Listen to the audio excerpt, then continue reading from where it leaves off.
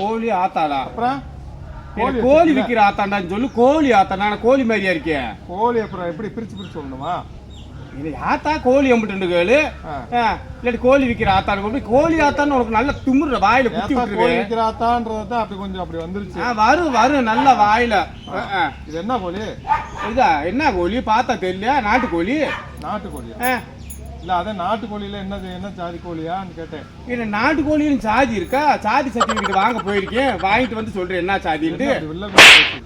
ஏன்டா கோழியில மாட சாதி வைப்பாங்க? மனுஷனையும் சாதி பார்த்து கேவலப்பட்டு அசிங்கப்பட்டு மூக்கு போய் மல்லு கட்டி மண்டையை உடச்சு கிடக்குறீங்க. ஒண்ணு மனுஷ சாதி, ஒண்ணு நாட்டுக்கோழி. இது நாட்டுக்கோழி.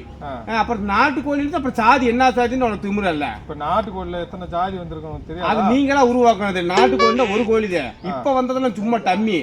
நாட்டுக்கோழி தான் வேணும்டா வாங்கிப்போம். இப்ப வீட்டுக்கோழி இல்லையா? பாருடா